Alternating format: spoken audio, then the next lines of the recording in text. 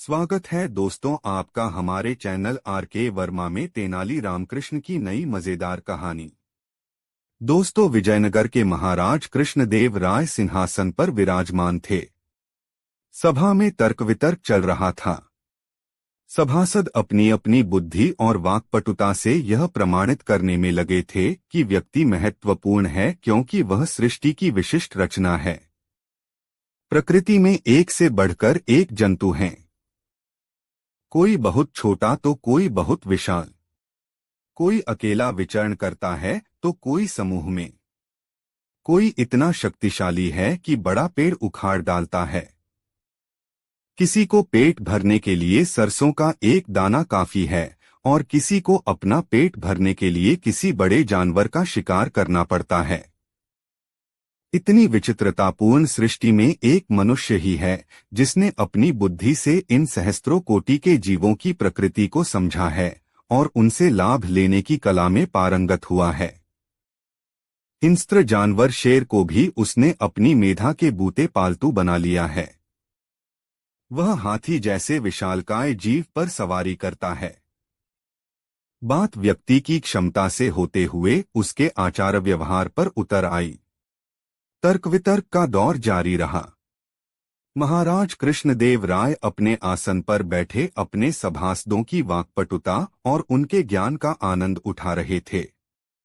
महाराज का एक सभासद अपने आसन पर निर्लिप्त भाव मने बैठा था। उसे देखकर ऐसा नहीं लगता था कि वह सभा में चल रही चर्चा के दौर में कोई रुचि रखता हो। महाराज कृष्णदेव राय उसकी ओर कई बार देख चुके थे। उसकी निर्लिप्तता बनी हुई थी। महाराज ने सोचा शायद वह किसी अन्य विषय पर विचार कर रहा है। उन्होंने उसे टोका नहीं। सभा में अब सभासद कुछ और बुलंदी से बोलने लगे थे। एक सभासद ने कहा, कुछ लोग भ्रम में जीते हैं कि अच्छा वस्त्र पहन लेने से ही उन्हें सम्मान मिलने लगेगा। सच तो यह है कि व्यक्ति को सम्मान उसके बाह्य आवरण के कारण नहीं अपितु आंतरिक गुणों के कारण मिलता है। बोलने वाले सभासद के होठों पर ऐसा कहते समय व्यंग्यभरी मुस्कान तैर गई और उसने वक्रष्टि से सभा में बैठे उस सभासद की ओर देखा जो निर्लिप्त भाव में सभा में बैठा था और अब तक कुछ बोला नहीं था।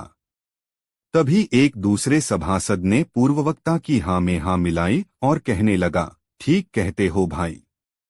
इन दिनों यह प्रवृत्ति देखने में आ रही है कि कुछ लोग ललाट पर चंदन लगाकर पंडित या ज्ञानी होने का स्वांग करते हैं। उनका स्वांग भले ही कुछ लोगों को भ्रमित कर दे, लेकिन ज्ञान की परख रखने वालों की दृष्टि से उनकी वास्तविकता छुपी नहीं रह सकती। ज्ञानी जानते हैं कि तिलक लगा लेने मात्रा से कोई पंडित नहीं हो जाता। पांडित्य के लिए तिलक की आवश्यकता ही क्या है? पांडित्य तो अध्ययन और मनन की स्वाभाविक परिणति है। उसने भी उस सभासद की ओर कटाक्ष भरिष्टि से देखा। उसे ऐसा करते महाराज कृष्णचंद्र राय ने देख लिया और वे भाप गए कि सभा में इस समय जो विमर्श हो रहा है उसके केंद्र में उनका वह सभासद है जो अब तक मौन बैठा है, निर्लिप्त और निस्पंद सा, मानो इन बातों में कोई सार ही न हो। महाराज अपने इस सभासद की योग्यता के कायल थे। वे जानते थे कि अध्ययन और योग्यता की उसमें कोई कमी नहीं है।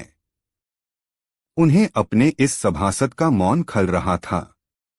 वे चाहते थे कि वह बोले और व्यक्ति के बाह्य आवरण और आंतरिक गुणों पर अपने विचार व्यक्त करे, मगर वह सभासद था कि किसी भी कटाक्ष पर ध्यान नहीं दे रहा था और न किसी के तर्क पर अपनी कोई प्रतिक्रिया ही प्रकट होने दे रहा था।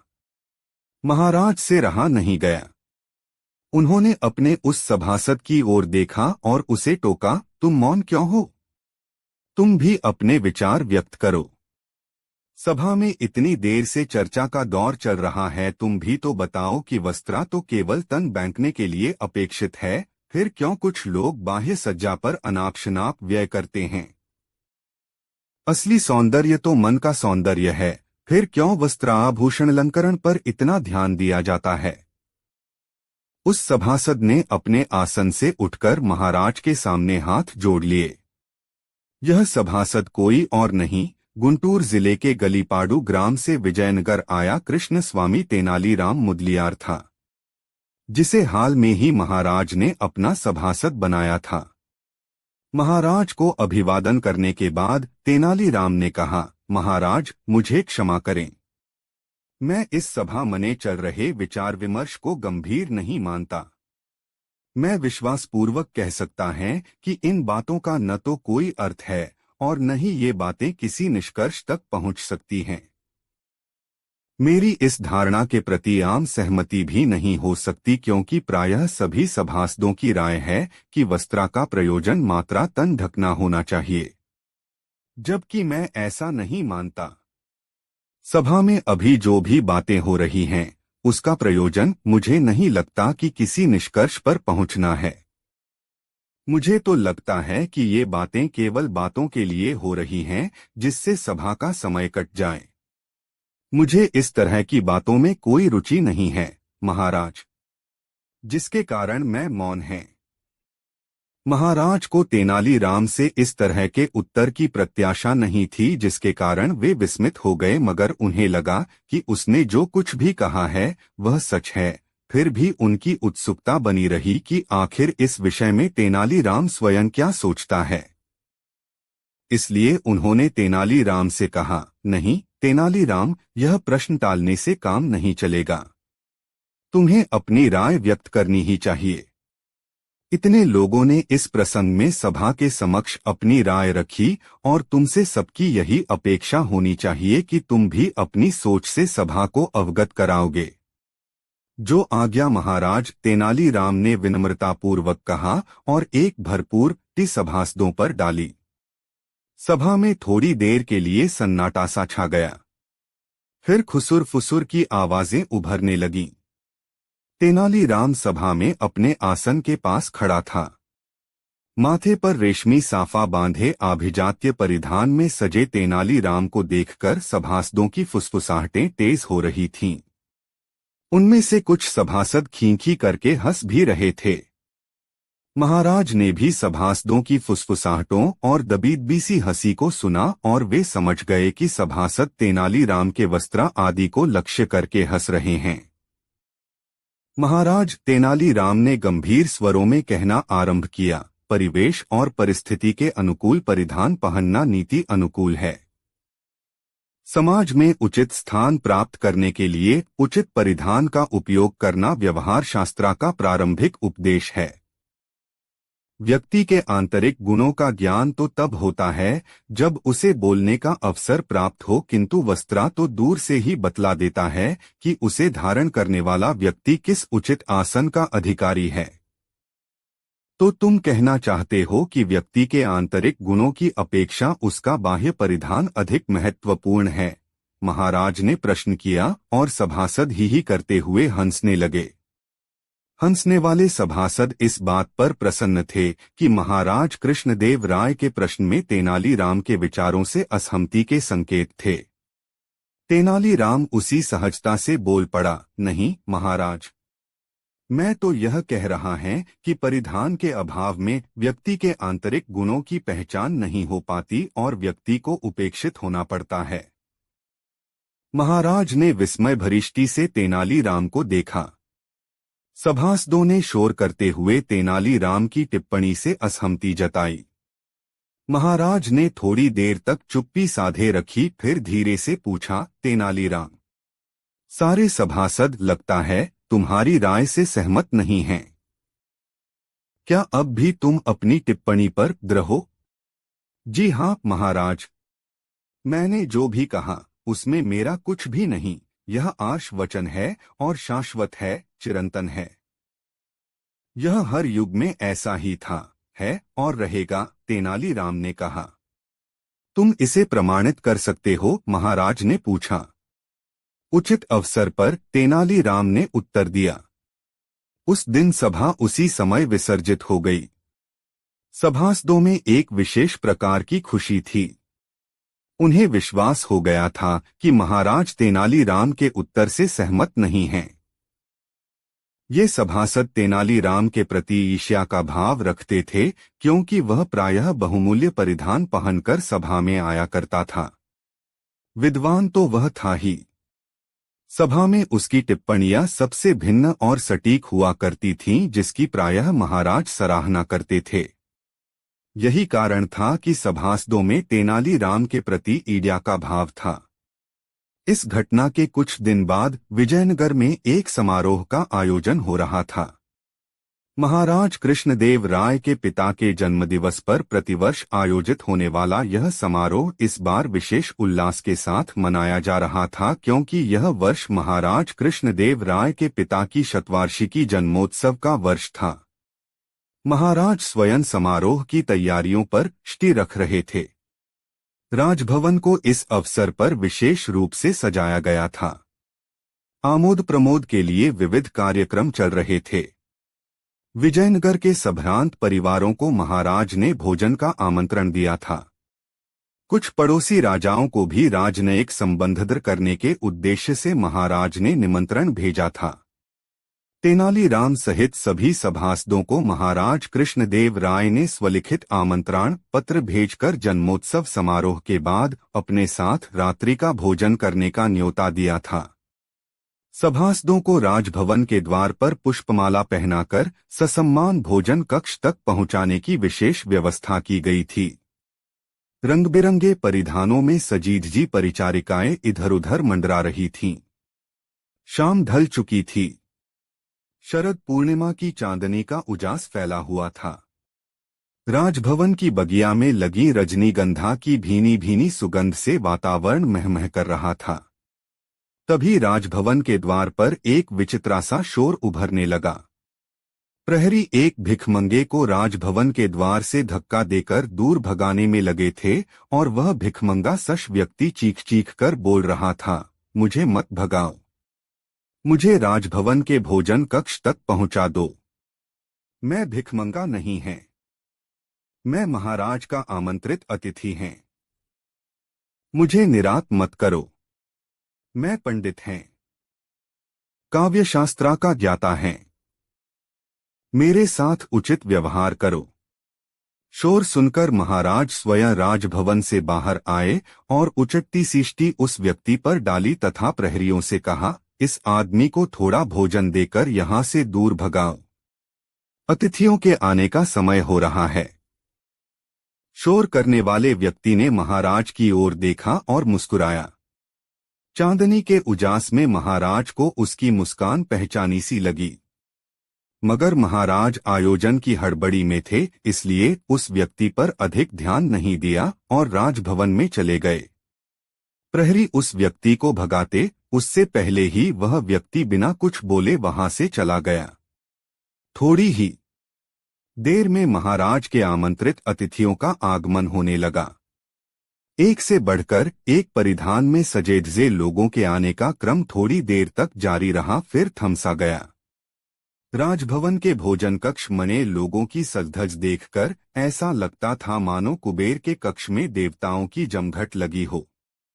महाराज स्वयं अतिथियों को आसन ग्रहण करने के लिए उनके लिए निर्धारित आसनों की ओर इंगित कर रहे थे। सभी आसन भर चुके थे, मात्र तेनालीराम का आसन रिक्त था।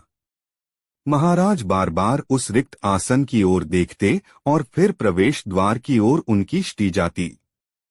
मन ही मन महाराज को तेनालीराम की अनुपस्थिति उत्तेजित कर रही थी। वे सोच रहे थे, कितना ढीठ है यह तेनालीराम। उसे यह ज्ञान है कि भोजन किसके सानिध्य में करना है, फिर भी वह निर्धारित समय पर नहीं आया। लेकिन मन में उठते आक्रोश को पी जाने के अलावा महाराज कर भी क्या सकते थे।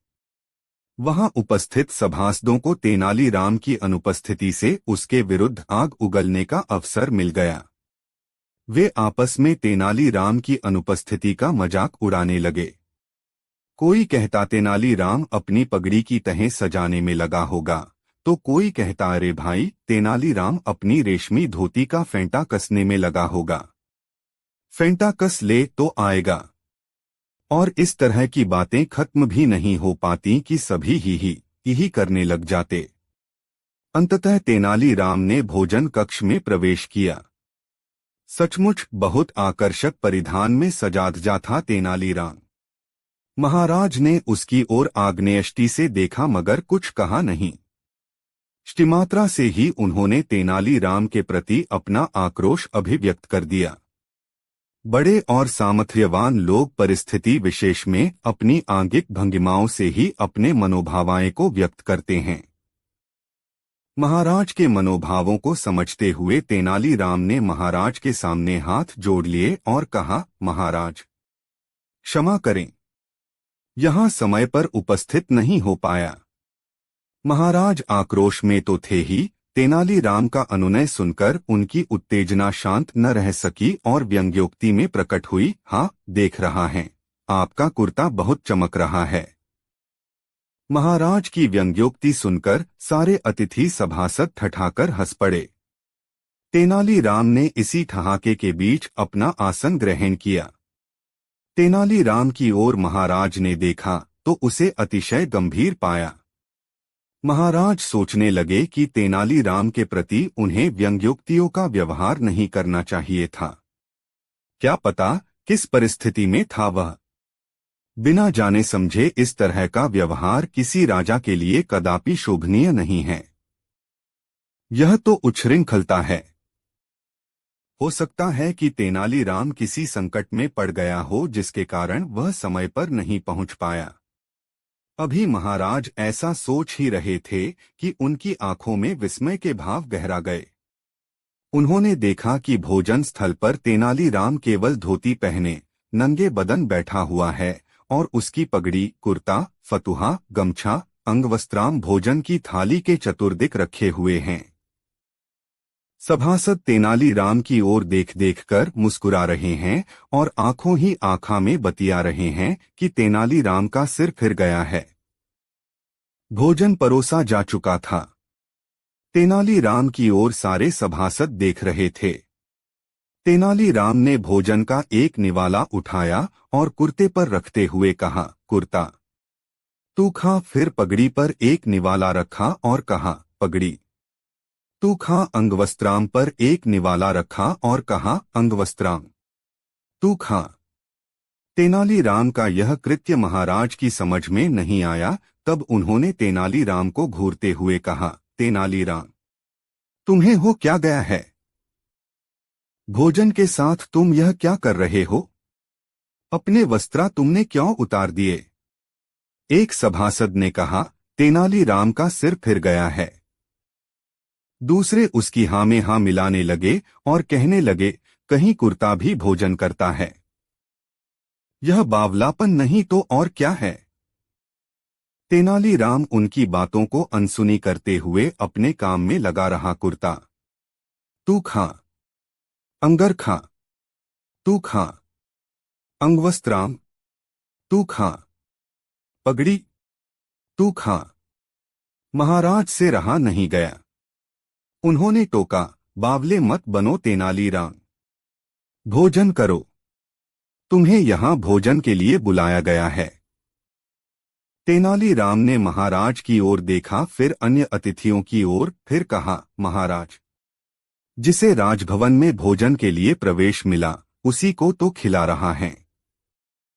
भोजन के लिए तो तुम्हें आमंत्रण दिया गया था, इसलिए भोजन के लिए प्रवेश तुम्हें ही मिला है। तुम भोजन करो। एक तो विलंब से आए हो, अब और विलंब न करो। महाराज ने कहा, मैं विलंब से नहीं आया महाराज, मैं तो यहाँ सबसे पहले आया था। विलंब से तो यह पगड़ी, कुर्ता आदि परिधान पधारे हैं। उलझी बातें मत करो तेनालीराम, कहो जो कुछ भी कहना है मगर साफ साफ। महाराज ने कहा। तेनालीराम ने कहना शुरू किया, महाराज मैं तो शाम ढलते ही यहाँ पहुँच गया था। मैंने ये परिधान नहीं पहने थे। साधारण कपड़ों में देखकर मुझे प्रहरियों ने द्वार पर ही रोक लिया।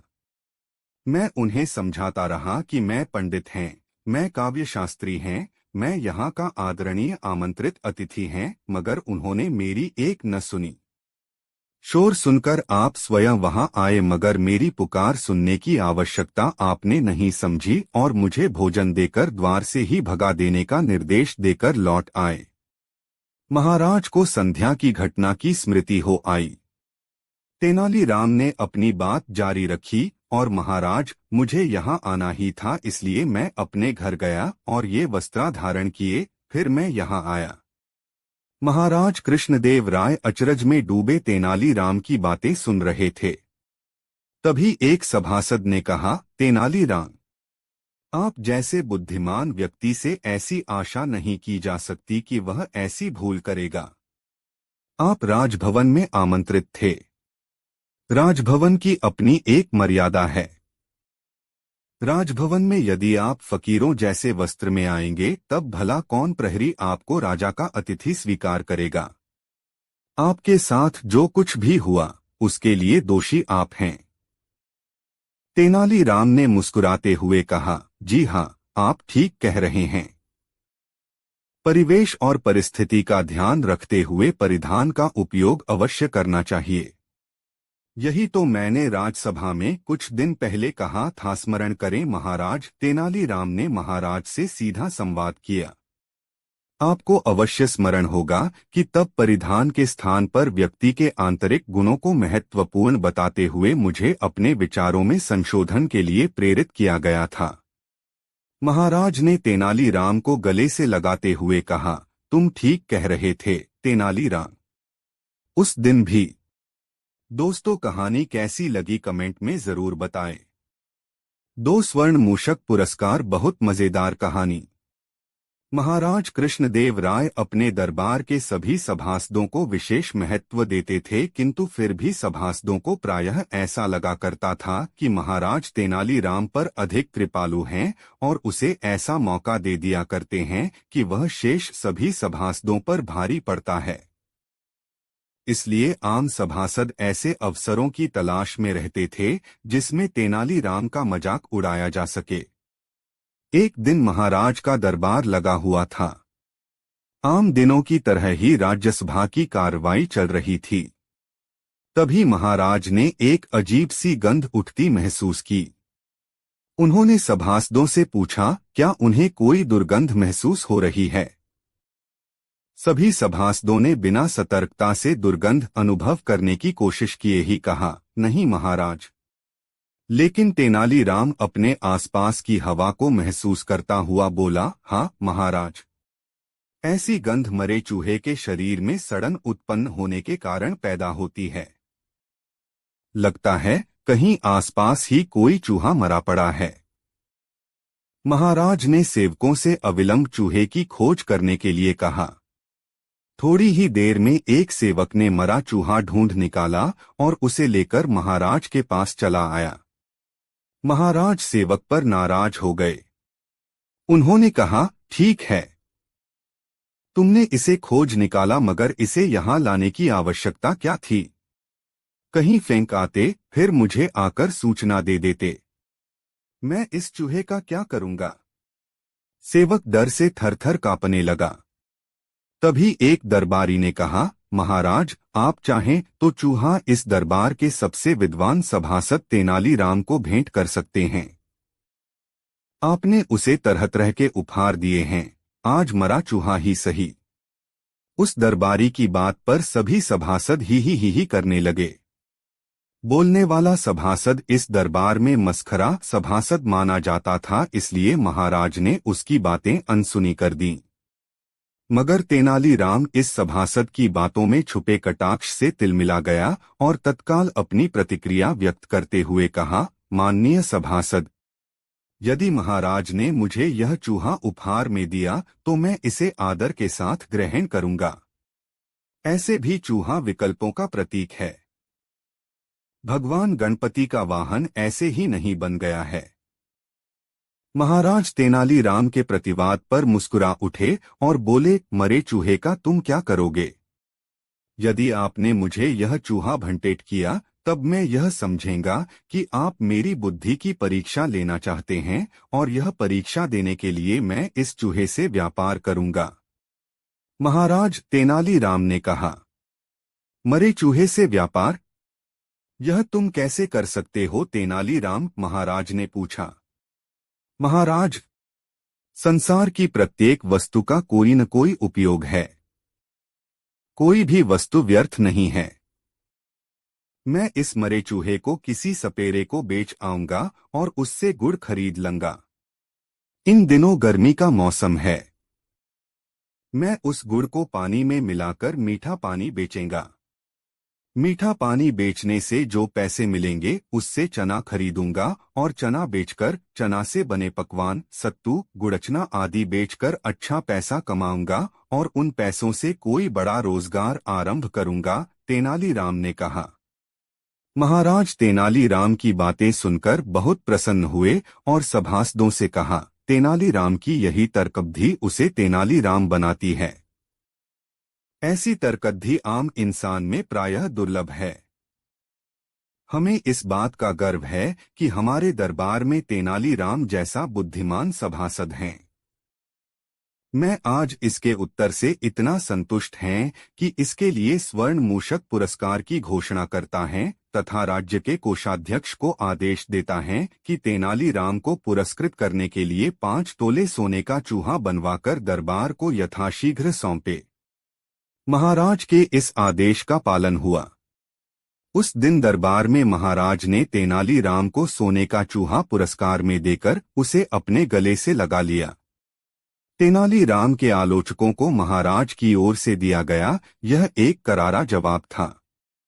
दोस्तों, वीडियो कैसा लगा कमेंट में जरूर बताएं। 3 महाराजा कृष्णदेव राय एक कीमती रत्न जड़ित अंगूठी पहना करते थे। जब भी वह दरबार में उपस्थित होते तो अक्सर उनकी नजर अपनी सुंदर अंगूठी पर जाकर टिक जाती थी। राजमहल में आने वाले मेहमानों और मंत्रियों से भी वह बार बार अपनी उस अंगूठी का जिक्र किया करते थे। एक बार राजा कृष्णदेव राय उदास होकर अपने सिंहासन पर बैठे थे। तभी तेनालीराम वहां आ पहुंचे। उन्होंने राजा की उदासी का कारण पूछा। तब राजा ने बताया कि उनकी पसंदीदा अंगूठी खो गई है और उन्हें पक्का शक है कि उसे उनके 12 अंगरक्षकों में से किसी एक ने चुराया है। चूंकि राजा कृष्णदेव राय का सुरक्षा घेरा इतना चुस्त होता था कि कोई चोरोचक्का या सामान्य व्यक्ति उनके नजदीक नहीं जा सकता था। तेनालीराम ने तुरंत महाराज से कहा कि मैं अंगूठी चोर को बहुत जल्द पकड़ लूंगा। यह बात सुनकर राजा कृष्णदेव राय बहुत प्रसन्न हुए। उन्होंने तुरंत अपने अंगरक्षकों को बुलवा लिया। तेनालीराम बोले, राजा की अंगूठी आप 12 अंगरक्षकों में से किसी एक ने की है, लेकिन मैं इसका पता बड़ी आसानी से लगा लूंगा। जो सच्चा है उसे डरने की कोई जरूरत नहीं और जो चोर है वह कठोर दंड भोगने के लिए तैयार हो जाए। तेनालीराम ने बोलना जारी रखा, आप सब मेरे साथ आइए, हम सबको काली मां के मंदिर जाना है। राजा बोले, ये कर रहे हो तेनालीराम, हमें चोर का पता लगाना है, मंदिर के दर्शन नहीं कराने हैं। महाराज आप धैर्य रखिए, जल्द ही चोर का पता चल जाएगा, तेनालीराम ने राजा को सब्र रखने को कहा। मंदिर पहुंचकर तेनालीराम पुजारी के पास गए और उन्हें कुछ निर्देश दिए। इसके बाद उन्होंने अंगरक्षकों से कहा, आप सबको बारी बारी से मंदिर में जाकर मां काली की मूर्ति के पैर छूने हैं और फौरन बाहर निकल आना है। ऐसा करने से मां काली आज रात स्वप्न में मुझे उस चोर का नाम बता देंगी। अब सारे अंगरक्षक बारी बारी से मंदिर में जाकर माता के पैर छूने लगे। जैसे ही कोई अंगरक्षक पैर छूकर बाहर निकलता तेनालीराम उसका हाथ सूंघते और एक कतार में खड़ा कर देते। कुछ ही देर में सभी अंगरक्षक एक कतार में खड़े हो गए। महाराज बोले, चोर का पता तो कल सुबह लगेगा, तब तक इनका क्या किया जाए? नहीं महाराज, चोर का पता तो ला चुका है। 7वें स्थान पर खड़ा अंगरक्षक ही चोर है।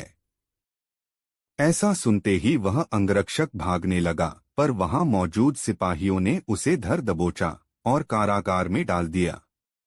राजा और बाकी सभी लोग आश्चर्यचकित थे कि तेनालीराम ने बिना स्वप्न देखे कैसे पता कर लिया कि चोर वही है। तेनालीराम सबकी जिज्ञासा शांत करते हुए बोले, मैंने पुजारी जी से कहकर काली मां के पैरों पर तेज सुगंधित इत्र छिड़कवा दिया था। जिस कारण जिसने भी माँ के पैर छुए उसके हाथ में वही सुगंध आ गई। लेकिन जब मैंने 7वें अंगरक्षक के हाथ महके तो उनमें कोई खुशबू नहीं थी। उसने पकड़े जाने के डर से माँ काली की मूर्ति के पैर छुए ही नहीं। इसलिए यह साबित हो गया कि उसी के मन में पाप था और वही चोर है। राजा कृष्णदेव राय एक बार फिर तेनालीराम की बुद्धिमत्ता के कायल हो गए और उन्हें स्वर्ण मुद्राओं से सम्मानित किया। दोस्तों, इस वीडियो को लाइक जरूर कर दें। 4 विजयनगर राज्य का अपने पड़ोसी राज्य से मनमुटाव चल रहा था। तेनालीराम के विरोधियों को तेनालीराम के खिलाफ राजा कृष्णदेव राय को भड़काने का यह बड़ा ही सुंदर अवसर जान पड़ा। एक दिन राजा कृष्णदेव राय अपने बगीचे में अकेले बैठे पड़ोसी राज्य की समस्या के बारे में ही सोच रहे थे कि तभी एक दरबारी उनके पास पहुंचा और बड़ी होशियारी से इधर उधर झांकता हुआ राजा के कान के पास मुंह ले जाकर बोला, महाराज, कुछ सुना आपने? नहीं तो डॉट क्या हुआ? राजा चौंके। महाराज, क्षमा करें, पहले जान बख्श देने का वचन दें तो कुछ कहूं। जो भी कहना हो निस्संकोच कहो, डरने की कोई बात नहीं है, राजा ने दरबारी को अभय दान देते हुए कहा। महाराज, तेनालीराम पड़ोसी राजा से मिले हुए हैं। वे हमारे पड़ोसी राजा के साथ हमारे संबंध बिगाड़ना चाहते हैं। क्या बकते हो? राजा गरज कर बोले। मैं तो पहले ही समझ गया था महाराज। तेनालीराम ने आपके ऊपर ऐसा जादू किया हुआ है कि आप उसकी शिकायत सुन ही नहीं सकते, या यूं कहिए कि तेनालीराम की शिकायत आपके कानों को सहन नहीं होती। तेनालीराम राज्य का सच्चा वफादार है। वह कभी राजद्रोह नहीं कर सकता। तुम्हें कहीं से अवश्य ही गलत सूचना मिली है, राजा कृष्णदेव राय ने उस दरबारी से कहा। महाराज, आपको जितना विश्वास तेनालीराम की सच्चाई पर है, उससे कहीं अधिक विश्वास मुझे अपनी इस सूचना पर है। पूरी तरह जांच व परख करके ही मैंने आप तक यह सूचना पहुंचाई। जब उस दरबारी ने खूब जोर देकर अपनी बात कही तो राजा को सोचने पर मजबूर होना पड़ा। राजा ने कहा, ठीक है, मैं इस बात की जांच करूंगा और अगर तेनालीराम दोषी पाया गया तो उसे अवश्य ही कठोर दंड दिया जाएगा। राजा की इस बात से प्रसन्न होकर दरबारी अपने घर चला गया। दूसरे दिन कृष्णदेव राय ने तेनालीराम को एकांत में बुलवाया और बोले, तेनालीराम, हमें सूचना मिली है कि तुम हमारे शत्रु राजा से मिलकर हमारे विजयनगर राज्य को दूसरे के अधीन कराना चाहते हो। तेनालीराम ने जब अपने ऊपर लगाया गया यह आरोप सुना तो वह सिर से पैर तक कांप गया। वह राजा को इस बात का क्या उत्तर दे, उसे एकाएक यह भी सुझाई नहीं पड़ रहा था। राजा ने जब तेनालीराम को चुप देखा तो वह क्रोध से भभक उठे और बोले, तो तुम्हारे चुप रहने का यही अर्थ लगाया जाए कि तुम अपना अपराध स्वीकार करते हो? यह सुनकर तेनालीराम की आंखों में आंसू आ गए। वह बोला, महाराज की बात काटने का साहस न तो मैंने अब तक किया है और न ही कभी भविष्य में कर सकूंगा। राजा तो क्रोध से भरे हुए थे। तेनालीराम के इस उत्तर से वे और भी भड़क उठे। बोले, तुमने जिस पड़ोसी राजा से सांठगांठ की है अब उसी के राज्य में जाकर रहो, मेरा राज्य कल ही छोड़ दो। इतने बड़े अपराध की इतना मामूली सजा? तेनालीराम ने राजा से कहा। तुम्हारी अब तक की सेवा को देखते हुए, मेरे तुम्हारे मित्रतापूर्ण संबंधों को देखते हुए तथा तुम्हारे पद की गरिमा को देखते हुए मैं तुम्हें इतना ही दंड देना उचित समझता हूँ। यदि कहीं अपराध किसी और ने किया होता तो मैं उसकी बोटी बोटी नुचवा लेता, राजा ने क्रोध में बिफरते हुए कहा। तेनालीराम ने राजा का फैसला सुना और अपनी सफाई में एक भी शब्द नहीं कहा। बेचारा चुपचाप सिर झुकाकर राजा के सामने से चला गया। दूसरे दिन जब तेनालीराम के विरोधियों ने यह सुना कि तेनालीराम राज्य छोड़कर चला गया है तो उनकी खुशी की सीमा न रही। वह सब राजा पर अपना प्रभाव बढ़ाने के उपाय सोचने लगे और अपनी पदोन्नति के मंसूबे बांधने लगे। तेनालीराम विजयनगर राज्य के शत्रु राज्य की राजधानी पहुंचा और वहां के राजा से मिला। उसने उस राजा के गुणों का वर्णन छंदबद्ध करके उसे सुनाया। राजा अपनी प्रशंसा सुनकर खुशी से झूम उठा। उसने तेनालीराम से उसका परिचय पूछा। तेनालीराम ने अपना परिचय देते हुए कहा, मैं विजयनगर के राजा कृष्णदेव राय का निजी सचिव तेनालीराम हूँ। उस राजा ने तेनालीराम की बहुत प्रशंसा पहले ही सुन रखी थी, लेकिन तेनालीराम से भेंट का यह पहला अवसर था। उस राजा ने तेनालीराम का भरपूर स्वागत किया। तेनालीराम ने इस स्वागत के लिए राजा को धन्यवाद दिया। राजा बोला, तेनालीराम, राजा कृष्णदेव राय हमें अपना शत्रु मानते हैं, फिर भी तुम हमारे दरबार में निडर होकर कैसे चले आए? तुम तो राजा कृष्णदेव राय के निजी सचिव हो। यहाँ शत्रु के राज्य में तुम्हारा कोई भी अनिष्ट हो सकता है। राजा ने हालांकि सच कहा था, फिर भी तेनालीराम ने मुस्कुराकर कहा, राजन, आप विद्वान हैं, आपके पास अपार शक्ति है। आप सुयोग्य प्रशासक हैं और प्रजा की भलाई चाहने वाले हैं। बिल्कुल ऐसे ही गुण हमारे महाराज में भी हैं। वे आपको अपना शत्रु नहीं, मित्र मानते हैं। आपकी इसी भ्रांति के निवारण के लिए महाराज ने मुझे आपके पास भेजा है। महाराज हमारे दुश्मन नहीं, दोस्त हैं। आश्चर्य से चौंकता हुआ राजा बोला, लेकिन हमारे जासूसों ने तो हमें यह खबर दी थी कि राजा कृष्णदेव राय हमारे राज्य पर हमला करने की तैयारी कर रहे हैं। हाँ राजन, हमारे गुप्तचरों ने हमारे महाराज से यही बात आपके लिए भी कही थी। तभी हमारे महाराज ने मुझे आपके पास भेजा है। युद्ध कभी किसी के लिए लाभकारी हुआ है, जो आप जैसे दो विद्वान राजाओं को लाभकारी होगा, तेनालीराम ने कहा। उस राजा पर तेनालीराम की बातों का असर हुआ। वह बोला, लड़ाई तो मैं भी नहीं चाहता, लेकिन यह बात साबित कैसे हो कि राजा कृष्णदेव राय सच्चे दिल से सुलह के इच्छुक हैं? आप कल ही कुछ उपहार व संधि पत्र देकर अपना एक दूत विजयनगर भेज दें। उस दूत को मैं भी अपना एक पत्र दूंगा। यदि महाराज कृष्णदेव राय आपका उपहार स्वीकार कर लें तो मित्रता समझी जाए, और यदि वे उपहार लौटा दें तो आप मुझे जो चाहे दंड दे दें।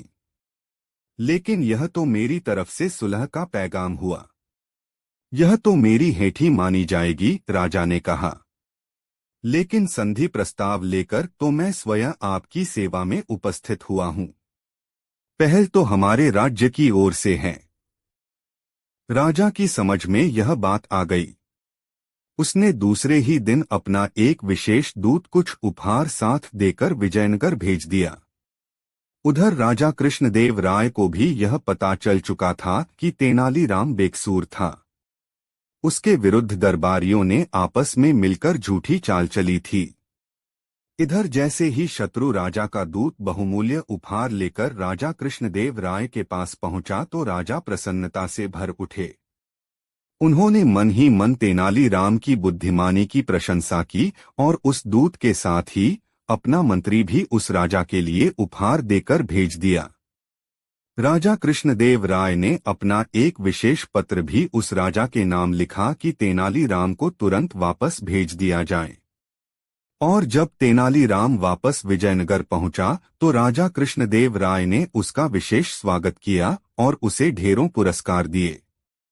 जिन दरबारियों ने तेनालीराम के विरुद्ध षड्यंत्र रचा था, वे दरबारी शर्म से पानी पानी हो गए। दोस्तों, इस वीडियो को लाइक जरूर कर दे और वीडियो कैसा लगा कमेंट में जरूर बताएं। 5 राजा कृष्णदेव राय का दरबार लगा हुआ था। महाराज अपने दरबारियों के साथ किसी चर्चा में व्यस्त थे। अचानक से चतुर और चतुराई पर चर्चा चल पड़ी। महाराज कृष्णदेव के दरबार में दरबारियों से लेकर राजगुरु तक तेनालीराम से चिढ़ते थे। तेनालीराम को नीचा दिखाने के उद्देश्य से एक मंत्री ने खड़े होकर कहा, महाराज, आपके इस दरबार में बुद्धिमान और चतुर लोगों की कमी नहीं। यदि अवसर दिया जाए तो हम भी अपनी बुद्धिमानी सिद्ध कर सकते हैं, किंतु क्या मंत्री जी? महाराज कृष्णदेव ने आश्चर्य से पूछा। सेनापति अपने स्थान से उठकर बोला, मैं बताता हूं महाराज। मंत्री जी क्या कहना चाहते हैं? तेनालीराम के सामने किसी भी दरबारी को अपनी योग्यता सिद्ध करने की प्राथमिकता नहीं दी जाती। हर मामले में तेनालीराम आगे अड़कर चतुराई का श्रेय स्वयं ले जाते हैं। जब तक अन्य लोगों को अवसर नहीं मिलेगा, वे अपनी योग्यता कैसे सिद्ध करेंगे? सेनापति की बात सुनकर महाराज समझ गए कि सभी दरबारी तेनालीराम के विरोध में हैं। महाराज कुछ क्षण के लिए शांत होकर सोचने लगे। तभी उनकी दृष्टि कोने में लगी ठाकुर जी की प्रतिमा पर गई। प्रतिमा के सामने जलती धूप बत्ती को देखकर राजा को सभी दरबारियों की परीक्षा लेने का उपाय सूझ गया। उन्होंने फौरन कहा, आप सभी को अपनी योग्यता सिद्ध करने का एक अवसर अवश्य दिया जाएगा, और जब तक आप सभी अपनी योग्यता सिद्ध नहीं कर देते तेनालीराम भी बीच में नहीं आएगा। यह सुनकर सभी दरबारी बड़े प्रसन्न हुए। ठीक है महाराज, कहिए हमें क्या करना है?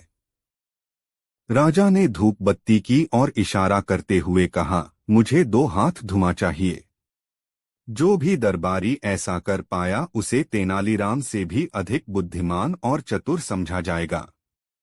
राजा कृष्णदेव की बात सुनकर सभी दरबारी आपस में फुसफुसाने लगे कि यह कैसा मूर्खतापूर्ण कार्य है।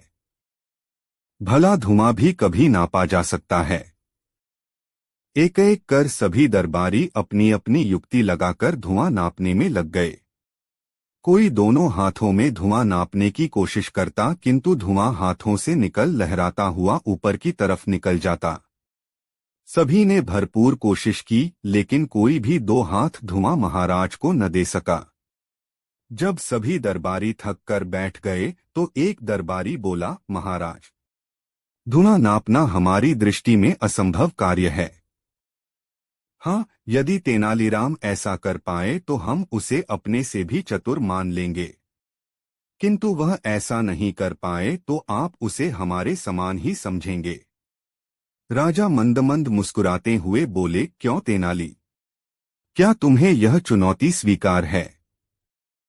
तेनालीराम ने अपने स्थान से उठकर सिर झुकाते हुए कहा, अन्नदाता, मैंने सदैव आपके आदेश का पालन किया है, इस बार भी अवश्य करूंगा। तेनालीराम ने एक सेवक को बुलाकर उसके कान में कुछ शब्द कहे। सेवक तुरंत दरबार से चला गया। अब तो दरबार में सन्नाटा छा गया। सभी यह देखने के लिए उत्सुक थे कि कैसे तेनालीराम राजा को 2 हाथ धुआं देता है। तभी सेवक शीशे की बनी 2 हाथ लंबी नली लेकर दरबार में हाजिर हुआ। तेनालीराम ने उस नली का मुंह धूप बत्ती से निकलते धुएं पर लगा दिया। थोड़ी ही देर में शीशे की नली धुएं से भर गई और तेनाली ने नली के मुहर पर कपड़ा लगा दिया और उसे महाराज की ओर करते हुए कहा, महाराज ये लीजिए 2 हाथ धुआं। यह देख महाराज के चेहरे पर मुस्कुराहट आ गई और उन्होंने तेनाली से नली ले ली और दरबारियों की तरफ देखा। सबके सिर नीचे झुके हुए थे, लेकिन दरबार में कुछ दरबारी ऐसे भी थे जो तेनालीराम के पक्ष में थे। उन सब की आंखों में भी तेनाली के लिए प्रशंसा के भाव थे। तेनालीराम की बुद्धिमानी और चतुराई देख राजा बोले, अब तो आप मान गए होंगे कि तेनालीराम की बराबरी कोई नहीं कर सकता। दरबारी भला क्या बोलते, वो सब चुप सुनते रहे। दोस्तों, वीडियो को लाइक जरूर कर दे और कमेंट में बताएं कहानी कैसी लगी। 3 महाराजा कृष्णदेव राय एक कीमती रत्न जड़ित अंगूठी पहना करते थे। जब भी वह दरबार में उपस्थित होते तो अक्सर उनकी नजर अपनी सुंदर अंगूठी पर जाकर टिक जाती थी। राजमहल में आने वाले मेहमानों और मंत्रियों से भी वह बार बार अपनी उस अंगूठी का जिक्र किया करते थे। एक बार राजा कृष्णदेव राय उदास होकर अपने सिंहासन पर बैठे थे। तभी तेनालीराम वहां आ पहुंचे। उन्होंने राजा की उदासी का कारण पूछा। तब राजा ने बताया कि उनकी पसंदीदा अंगूठी खो गई है और उन्हें पक्का शक है कि उसे उनके 12 अंगरक्षकों में से किसी एक ने चुराया है।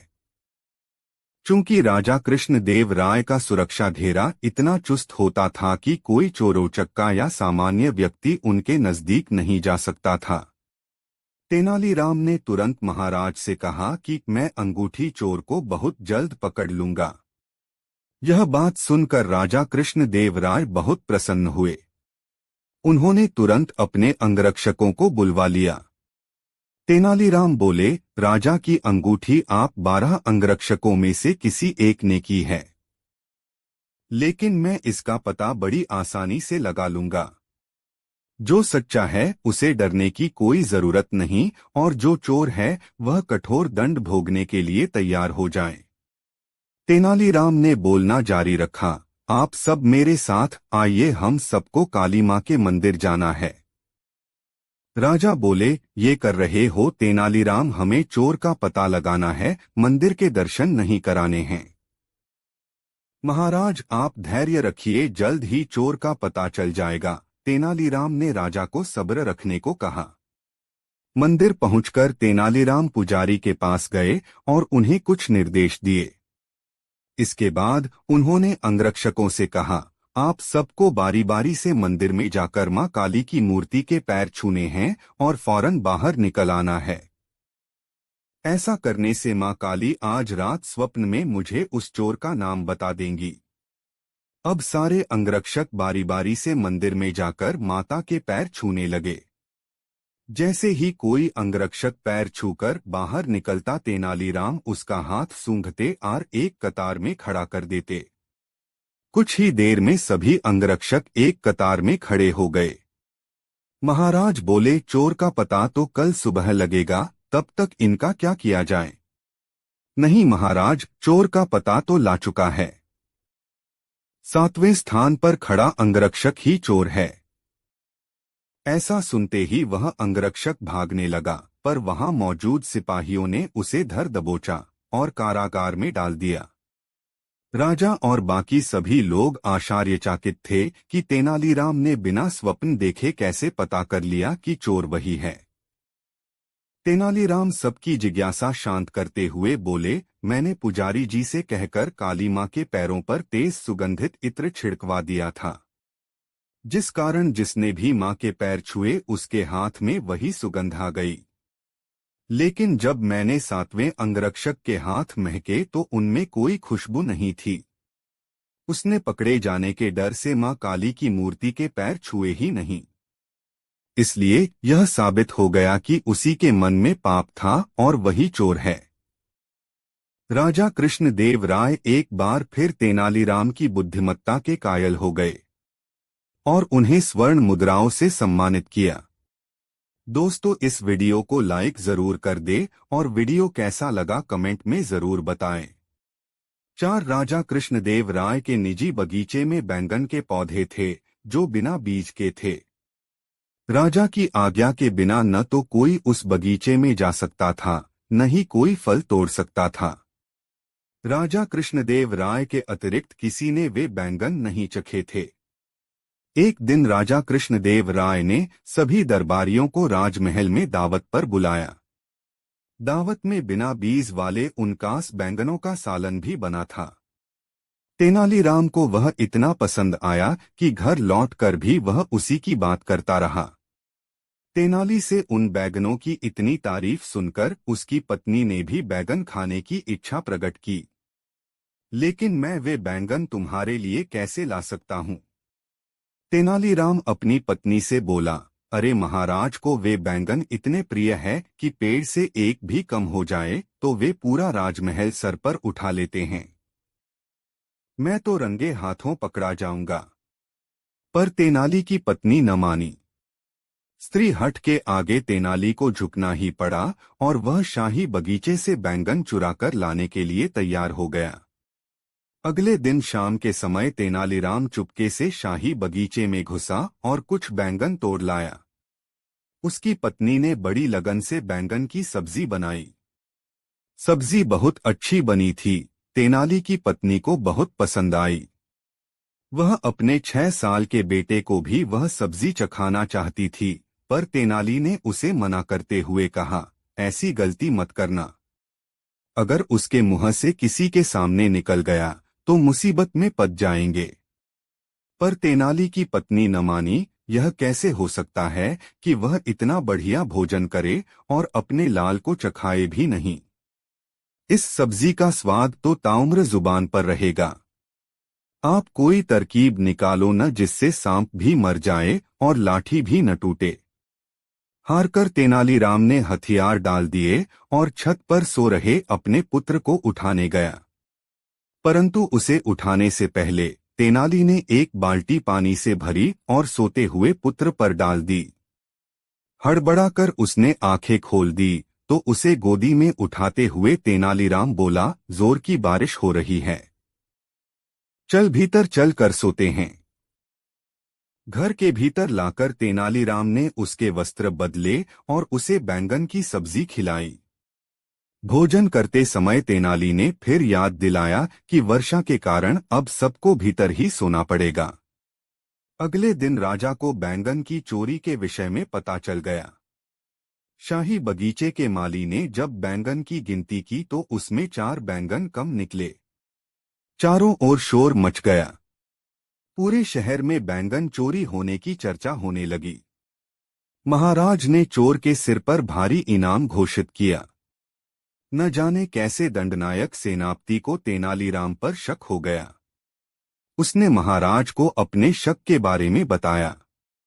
उसके अनुसार तेनालीराम के अतिरिक्त किसी में इतना साहस नहीं है कि शाही बगीचे से बैंगन चुरा सके। महाराज ने कहा, तेनालीराम बहुत चतुर है।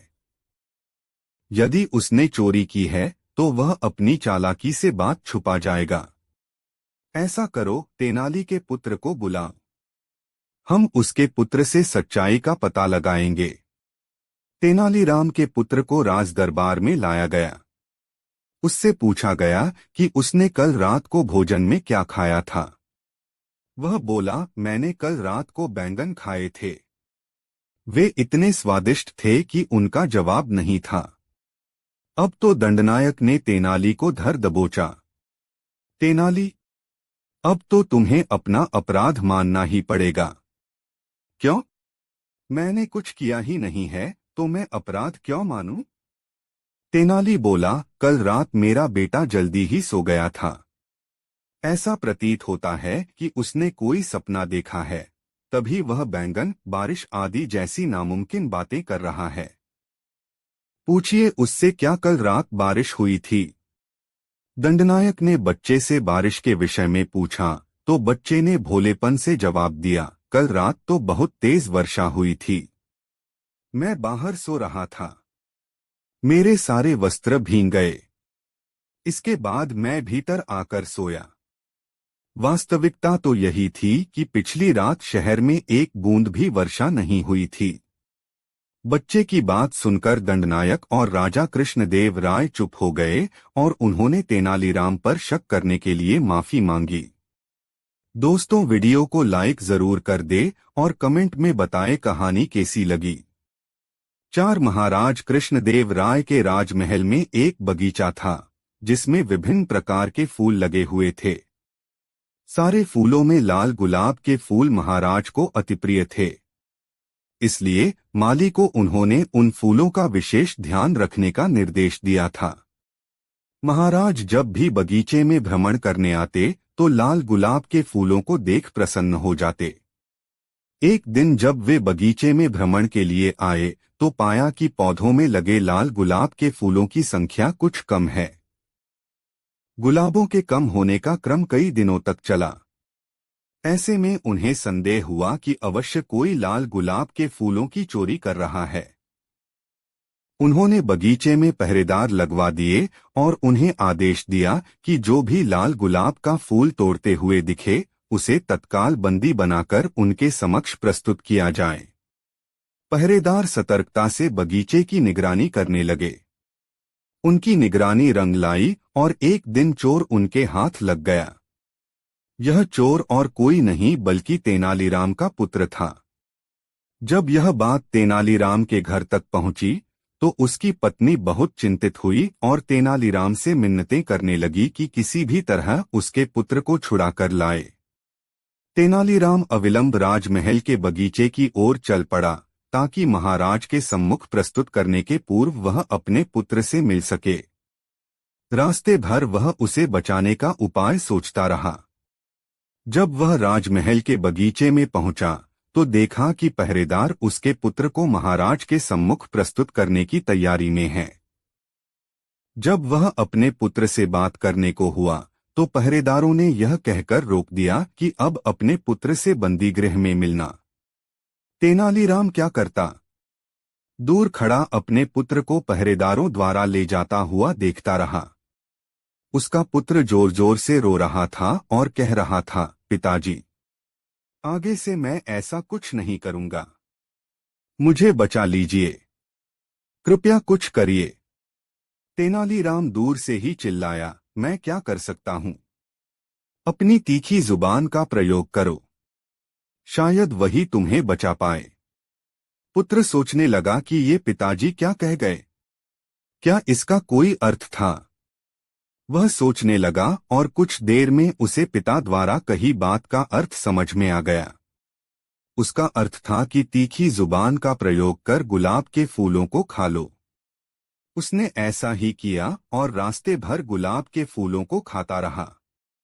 जब पहरेदार महाराज के सामने पहुंचे तब तक वह सारे गुलाब खा चुका था। पहरेदार महाराज से बोले, महाराज, ये बालक ही लाल गुलाब के फूलों का चोर है।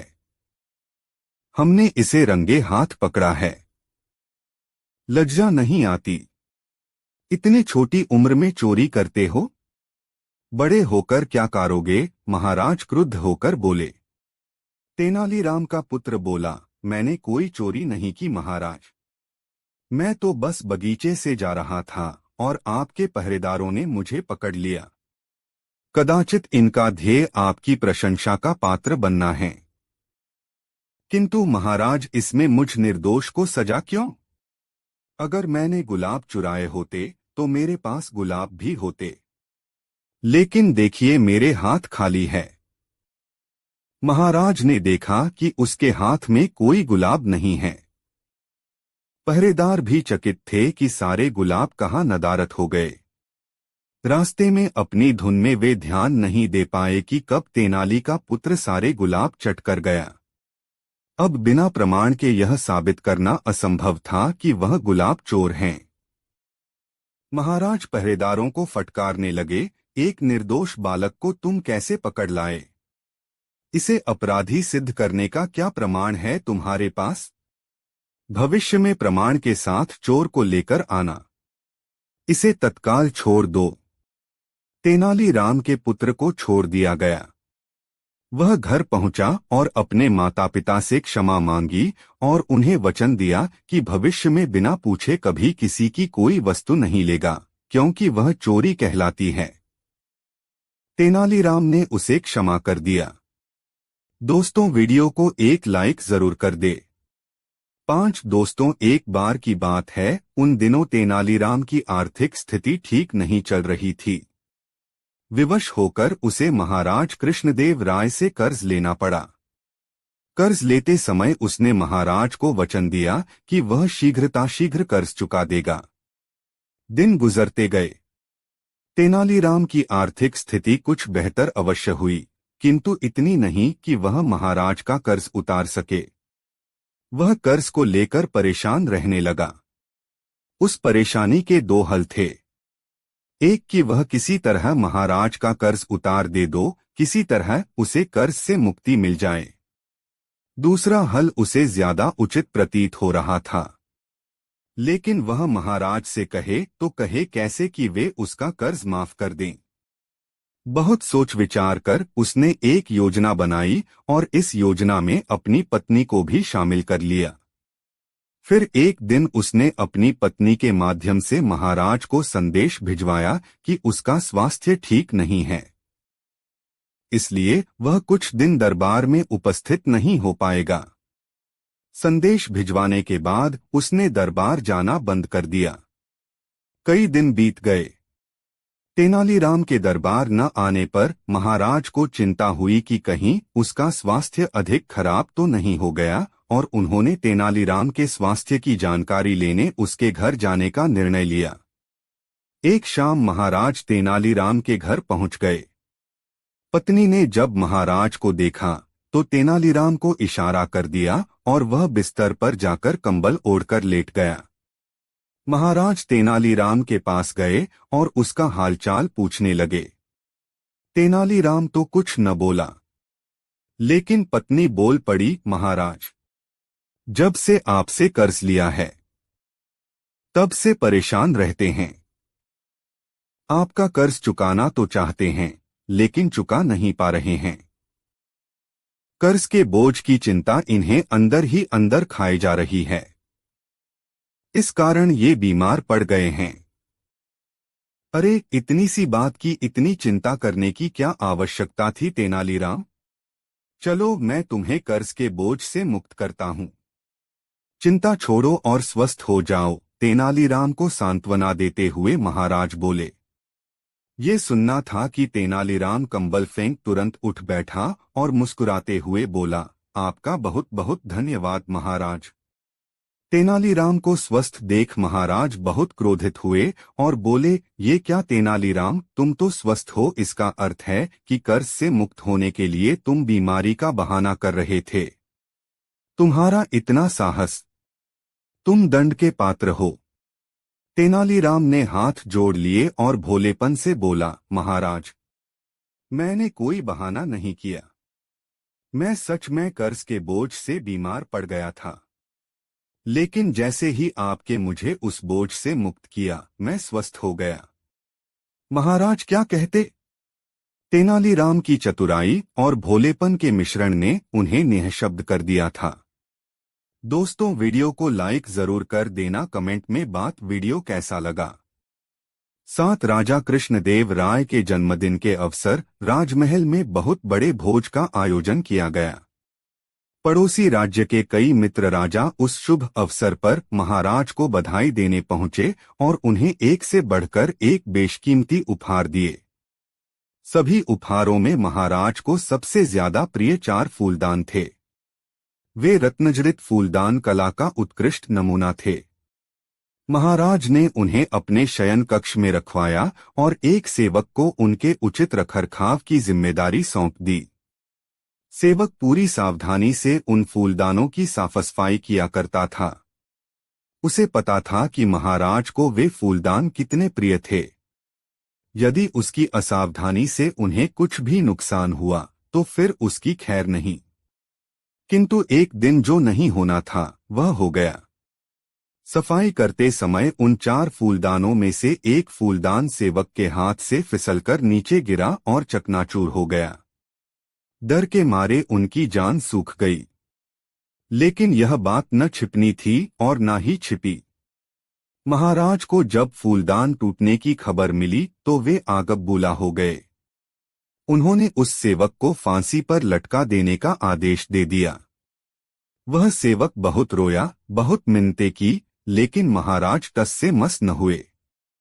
अगले दिन सेवक को फांसी पर लटकाया जाना था। तेनालीराम को जब ये बात पता चली तो उन्होंने महाराज से मिलकर इस छोटे से अपराध के लिए सेवक को फांसी देने का विरोध किया। लेकिन महाराज इतने अधिक क्रोधित थे कि उन्होंने तेनालीराम की बात अनसुनी कर दी। महाराज को समझाने में विफल होने के बाद तेनालीराम बंदीगृह में उस सेवक से मिलने पहुंचे। सेवक तेनालीराम को देख अपने प्राणों की रक्षा के लिए गिड़गिड़ाने लगा। तेनालीराम उसे दिलासा देते हुए बोले, विश्वास करो, तुम्हें कुछ नहीं होगा। बस फांसी के पूर्व जैसा मैं कहूं वैसा ही करना। तेनालीराम सेवक के कान में कुछ कहकर वहां से चले गए। अगले दिन सेवक को फांसी से पूर्व महाराज के सामने ले जाया गया। महाराज ने उससे उसकी अंतिम इच्छा पूछी तो वह बोला, महाराज, मेरी अंतिम इच्छा बचे हुए 3 फूलदानों को देखने की है। उसकी अंतिम इच्छा पूरे करने वे तीनों फूलदान दरबार में मंगवाए गए। जैसे ही वे फूलदान उस सेवक के सामने ले जाए गए, उसने उन्हें उठाकर जमीन पर पटक दिया। तीनों फूलदानों के टुकड़े जमीन पर बिखर गए। अपने प्रिय फूलदानों का ये हश्र देख महाराज का क्रोध सांतवें आसमान पर पहुंच गया। वे चीख पड़े, ये तुमने क्या कर दिया मूर्ख? इन फूलदानों को तुमने क्यों तोड़ा? महाराज, मेरे हाथों जब एक फूलदान टूटा तो मुझे मृत्युदंड मिला। जब ये 3 फूलदान टूटेंगे तब भी किसी न किसी को मृत्युदंड मिलेगा। मैंने इन्हें तोड़कर उन लोगों के प्राण बचा लिए हैं, क्योंकि मनुष्य के प्राण से बढ़कर और कुछ भी नहीं। सेवक हाथ जोड़कर बोला। यह बात सुनकर महाराज में समझ आया कि अपने क्रोध के वशीभूत होकर वह क्या अनिष्ट करने वाले थे। उन्होंने सेवक को छोड़ देने का आदेश दिया और उससे पूछा, किसके कहने पर तुमने से ऐसा किया? सेवक ने तेनालीराम का नाम लिया। महाराज तेनालीराम से बोले, तेनालीराम, हम तुमसे बहुत प्रसन्न हैं। क्रोध के आवेश में लिया गया निर्णय कभी किसी के साथ न्याय नहीं कर सकता। आज तुमने हमारे हाथों अन्याय होने से बचा लिया। दोस्तों, कहानी कैसे लाइक कमेंट में जरूर बताएं। 4 दोस्तों महाराज कृष्णदेव राय कभी कभी तेनालीराम को साथ लेकर विजयनगर की प्रजा का दुख सुख जानने के उद्देश्य से भ्रमण के लिए निकल जाते थे। ऐसे भ्रमण के समय दोनों आम नागरिकों जैसे परिधान में रहते थे। एक दिन महाराज ने कहा, तेनालीराम, राजकाज की समरसता से बड़ी ऊब हो रही है। क्यों न हम लोग 2-4 दिनों के लिए कहीं भ्रमण के लिए निकल जाएं? इससे समरसता भी दूर होगी और हम लोग अपनी प्रजा की वास्तविक स्थितियों को भी समझ पाएंगे। तेनालीराम भला महाराज की बातों का क्या विरोध करता। वह तुरंत तैयार हो गया। कार्यक्रम तय हो गया। उस दिन तेनालीराम यात्रा की तैयारी के लिए अपने घर चला गया। दूसरे दिन यात्रा आरंभ होनी थी, इसलिए तेनालीराम ने आनन फानन में अपनी तैयारियां पूरी कर ली। उसने थैले में कुछ कपड़े रखे, जेब में कुछ मुद्राएं रखीं, जूतों को साफ किया, घोड़े को नहला धुलाकर उसकी मालिश की। हो गई उसकी तैयारी पूरी।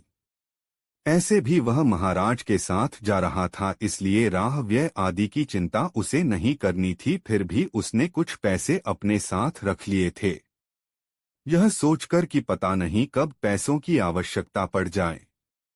तेनालीराम का मानना था कि पैसों का कोई विकल्प नहीं होता। पैसों का काम पैसे से ही पूरा हो सकता है। दूसरे दिन वह महाराज के साथ राज्य भ्रमण के लिए निकल पड़ा, यानी उन दोनों की यात्रा प्रारंभ हो गई। यात्रा के दौरान महाराज तेनालीराम से प्रायः कुछ बातें किया करते थे। उनकी बातों में कई प्रकार की जिज्ञासाएं हुआ करती थीं। इस बार यात्रा का पहला पड़ाव एक नगर की धर्मशाला में था। महाराज ने धर्मशाला पहुंचकर स्नान किया और वस्त्र बदले। फिर तेनालीराम के साथ पैदल ही नगर भ्रमण के लिए निकले। उन्हें यह देखकर प्रसन्नता हुई कि उनके राज्य का यह नगर खुशहाल था। बाजार में प्रकाश था। अधिकांश दुकानों में तोरण द्वार लगे हुए थे। एक स्थान पर महाराज ने भीड़ देखी तो तेनालीराम के साथ वे यह देखने के लिए उस स्थान पर गए कि भीड़ क्यों लगी हुई है। उस स्थान पर पहुंचकर महाराज ने देखा कि एक धनाढ्य व्यक्ति गरीबों के बीच अनाज और पैसे बांट रहा है। महाराज उस व्यक्ति की दानशीलता से बहुत प्रभावित हुए और तेनालीराम से कहा, तेनालीराम, ऐसे दानी और पुण्यात्मा लोगों से ही धरती टिकी हुई है। देखो इस दानी को, कितनी एकाग्रता से यह गरीबों को दान दे रहा है। महाराज इतना ही बोल पाए थे कि दानकर्ता के पास खड़े 2 पगड़ीधारी लठैतों ने नारा बुलंद किया, बोलो ध्यानी चंद सेठ की। दान लेने के लिए खड़े लोगों ने आवाज लगाई, जय। इस जयकार की गंज के साथ ही महाराज तेनालीराम का हाथ पकड़कर पुनः धर्मशाला की दिशा में चल पड़े। महाराज चाहते थे कि तेनालीराम दान पर भी कुछ बोले। जिस तरह लोगों ने उस सेठ के लिए जयकार किया था, उससे महाराज के मन में भी इच्छा हो गई थी कि कभी वे भी गरीबों की बस्ती में जाएंगे और उनकी सहायता के लिए अन्न और द्रव्य दान करेंगे, तब लोग उनके लिए भी ऐसे ही जयघोष करेंगे। सत्ता हमेशा ऐसे ही छोटे प्रलोभन से उत्पन्न जय के मद में डूबी रहती है। महाराज की इस चाह में भी सत्ता का वही मद काम कर रहा था। महाराज द्वारा पूछे जाने पर भी तेनालीराम ने सेठ के दान के प्रसंग में कुछ भी नहीं कहा।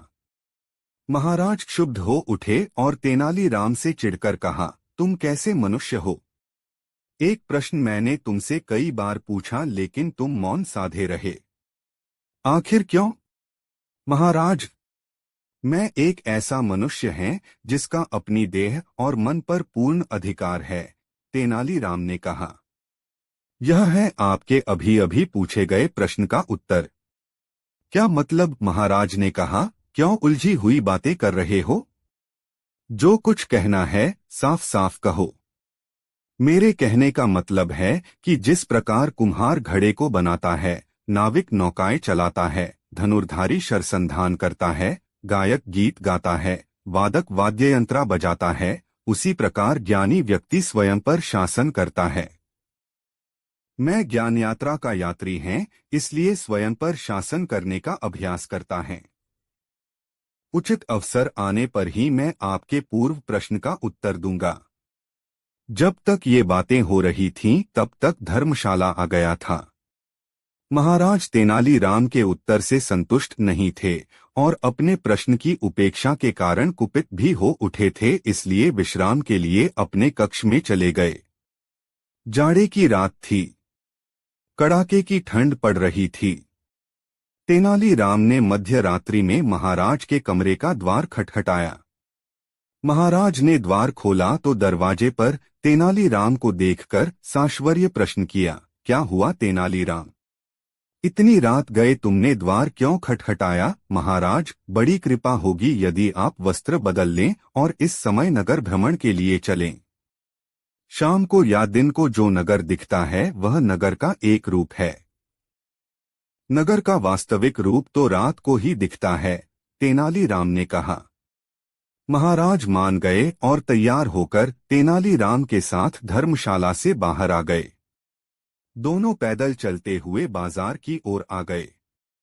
शाम को इस बाजार में कितनी चहल पहल थी। महाराज सोच रहे थे कितना भव्य और संपन्न दिख रहा था बाजार। अभी किस तरह सन्नाटे में पड़ा है, मानो यहां कभी मनुष्य के पांव ही न पड़े हों। दुकानों के आगे प्रकाश के स्थान पर अंधेरा था। वे दोनों चलते रहे। एक स्थान पर उन्होंने देखा, एक बेसहारा आदमी एक दुकान के पायों की ओट में ठिठुर कर लेटा हुआ है। ठंड से बचाव के लिए उसके पास कंबल नहीं था। वे लोग धीमी चाल से उस व्यक्ति की ओर बढ़ने लगे। तभी उन्होंने देखा विरोधी दिशा से एक व्यक्ति कंबल ओढ़े चला आ रहा था। उसकी दृष्टि उस व्यक्ति पर पड़ी और वह तुरंत उसके पास गया और अपना कंबल उतारकर धीरे से उसने उस व्यक्ति को ओढ़ा दिया और स्वयं बिना कंबल के ही तेज कदमों से वहां से चला गया। उसने उस व्यक्ति पर कंबल डालते समय इतनी सतर्कता निभाई कि उस व्यक्ति की नींद न टूटे। महाराज यह दृश्य देखकर चमत्कृत हो उठे। तेनालीराम ने कहा, महाराज, ऐसे ही लोगों के कारण धरती टिकी हुई है। असल दान तो यही है। बाकी दान के नाम पर जो कुछ भी होता है वह प्रशस्ति पाने का प्रयास है, उपक्रम है, व्यापार है, और कुछ भी नहीं। महाराज मन ही मन ग्लानि से भर उठे कि उनके मन में भी गरीबों को कुछ दान करके अपना जयघोष सुनने की इच्छा उत्पन्न हुई थी। उन्होंने तेनालीराम को गले लगाते हुए कहा, तेनालीराम, तुमने मेरी आंखें खोल दी। दोस्तों, वीडियो को एक लाइक जरूर कर दे। दोस्तों, एक बार विजयनगर के सम्राट महाराज कृष्णदेव राय की इच्छा हुई कि वे अपने राज्य का भ्रमण करें और अपनी प्रजा के दुख सुख को स्वयं अपनी आंखों से देखें, ताकि उन्हें अपने राज्य के विकास की योजना बनाते समय उन जरूरी बातों का ध्यान रह सके जिनका अभाव अभी उनकी प्रजा अनुभव कर रही है। उन्होंने अपनी इच्छा तेनालीराम को बताई। तेनालीराम ने महाराज की बातें ध्यानपूर्वक सुनी। उसे महाराज की बातें अच्छी लगीं। उसने महाराज से कहा, महाराज, बहुत उत्तम विचार है। जितनी जल्दी हो सके राज्य भ्रमण का कार्यक्रम बना लें। ठीक है, कार्यक्रम बन जाएगा, मगर मेरी इच्छा है कि राज्य भ्रमण के दौरान तुम मेरे साथ रहो, महाराज ने कहा। तेनालीराम ने तत्काल उत्तर दिया, आपकी इच्छा मेरे लिए सर्वोपरि है महाराज। आप आदेश करें, मैं आपको हर क्षण उपलब्ध मिलूंगा। जल्दी ही महाराज के राज्य भ्रमण का कार्यक्रम बन गया। महाराज ने अपने साथ कुछ चुनिंदे एवं विशेष रूप से प्रशिक्षित सिपाहियों का दस्ता रखा और तेनालीराम के साथ घोड़े पर सवार होकर राज्य भ्रमण के लिए निकल पड़े। पहले दिन ही संयोग ऐसा रहा कि राह में कोई बाजार नहीं मिला। घोड़े थक कर चूर थे। महाराज भी थकान का अनुभव कर रहे थे। उन्होंने तेनालीराम से कहा, मुझे लगता है कि अब शाम ढलने को है। हमें यहीं कहीं अच्छी जगह देखकर पड़ाव डालना होगा। भूख और प्यास से सभी बेहाल हैं। भोजन की व्यवस्था भी करनी पड़ेगी। तेनालीराम ने महाराज से कहा, महाराज, मुझे लग रहा है कि दाईं तरफ नजदीक में ही कोई नदी हमें मिल सकती है। आप भी अनुभव कर सकते हैं कि दाईं तरफ से जो हवा आ रही है उसमें शीतलता है। यह शीतलता नमी के कारण ही हो सकती है। महाराज ने तेनालीराम की बातें सुनकर दाईं तरफ अपने घोड़े को घुमाया और थोड़ी दूर तक मंथर गति से उसे दौड़ाया। इसके बाद उन्हें भी लगा कि तेनालीराम के अनुमान में सत्यता है और उन्होंने साथ चल रहे दस्ते को उसी दिशा में चलने का संकेत कर दिया। थोड़ी देर में ही वे लोग नदी के किनारे पहुंच गए। महाराज के निर्देश पर नदी किनारे तंबू गाड़े गए। घोड़ों को ले जाकर सिपाहियों ने नदी में पानी पिलाया। महाराज अपने तंबू में विश्राम की मुद्रा में लेट गए और तेनालीराम से कहा, तेनालीराम, अब भोजन का भी प्रबंध हो जाना चाहिए। ऐसा कहते समय वे अपने आसपास नजर दौड़ाते रहे। थोड़ी दूरी पर उन्हें एक खेत दिखा जिसमें मटर की फलियां ही फलियां दूर तक दिखाई दे रही थीं। महाराज ने तेनालीराम से कहा, क्यों न आज हम लोग इन्हीं फलियों का आहार करें। विचार तो अच्छा है महाराज, तेनालीराम ने संक्षिप्त सा उत्तर दिया। महाराज ने कुछ सिपाहियों को बुलवाया और उनसे कहा, आज फलियों का आहार तुम लोगों को कैसा लगेगा। महाराज, इस बियाबान में जो कुछ भी मिल जाए वही उत्तम आहार है, एक सिपाही ने हिम्मत करके कहा। तो जाओ, सामने खेत में फलियां तैयार हैं, तोड़कर कुछ हम दोनों के लिए लाओ और तुम लोग भी खाओ। घोड़े तो मैदान में घास चर ही रहे होंगे। जैसी आज्ञा महाराज, कहकर सिपाही मुड़ने ही जा रहा था कि तेनालीराम ने हस्तक्षेप किया। ठहरो, फिर महाराज की ओर देखते हुए बोला, महाराज, मैं तो इस तरह फलियां ग्रहण नहीं करूंगा। आप इस राज्य के राजा अवश्य हैं, किंतु इस खेत के मालिक नहीं हैं। इस खेत का मालिक तो वही किसान होगा जिसने इस खेत में फलियां उगाई हैं, इसे अपने पसीने से सींचा है। बिना उसकी आज्ञा के इस खेत की एक फली भी तोड़ना अपराध है। और यह केवल अपराध ही नहीं है, अपितु राजधर्म के विरुद्ध चरण है, जो कि एक राजा को शोभा नहीं देता। महाराज को तेनालीराम की बात उचित लगी। उन्होंने सिपाही को निर्देश दिया, जाओ, इस खेत के स्वामी का पता लगाकर उससे आज्ञा लो। यदि वह मिल जाए तो उससे कहना इस राज्य के राजा ने उसके खेत की फलियां मंगाई हैं। सिपाही जब उस खेत के मालिक का पता लगाते हुए उसके पास पहुंचा तो सिपाही को देखकर खेत का मालिक घबरा गया। किंतु जब उसे यह पता चला कि महाराज स्वयं उसके खेत के पास विश्राम कर रहे हैं और अपनी भूख मिटाने के लिए खेत से थोड़ी फलियां तोड़ने की आज्ञा चाहते हैं, तब उसके आश्चर्य का ठिकाना न रहा। प्रसन्नता से उसका हृदय भर गया। मन ही मन वह विजयनगर के महाराज कृष्णदेव राय के प्रति श्रद्धा से भर गया। कितने महान हैं महाराज, स्वयं राजा हैं मगर मुझ जैसे गरीब किसान की मेहनत का सम्मान करते हैं। वे चाहे तो पूरे खेत की फलियां तोड़ लें, कौन रोक सकता है उन्हें, मगर उन्होंने ऐसा नहीं किया। और इसी तरह की अनेक बातें सोचता हुआ वह दौड़ पड़ा उधर जिधर महाराज के विश्राम के लिए तंबू गाड़ा गया था। महाराज के पास पहुंचकर वह किसान साष्टांग दंडवत की मुद्रा में आया तथा महाराज से कहा, महाराज प्रजापालक, आपको देखकर मेरे नयन तृप्त हुए। यह राज्य आपका, यह खेत आपका, आप प्रजापालक, मैं आपकी प्रजा। मुझसे आज्ञा लेने की कोई आवश्यकता आपको नहीं थी, मगर फिर भी आपने एक गरीब किसान के श्रम का जो महत्व दिया है, उसके कारण सदियों तक पृथ्वी पर आपकी न्यायप्रियता की स्मृति रहेगी। इसके बाद वह किसान खुद सिपाहियों के साथ खेत में गया और फलियां तोड़कर महाराज के समक्ष श्रद्धापूर्वक प्रस्तुत किया और फिर महाराज से आज्ञा लेकर गांव लौट गया। पुनः थोड़ी देर के बाद वह आया। उसके साथ गांव के कुछ लोग थे जो अपने साथ तरह तरह के पकवान लाए थे महाराज के लिए और महाराज के अनुचरों के लिए। इतने सम्मान की कल्पना महाराज ने नहीं की थी। तेनालीराम यह सब देखकर मुस्कुरा रहा था।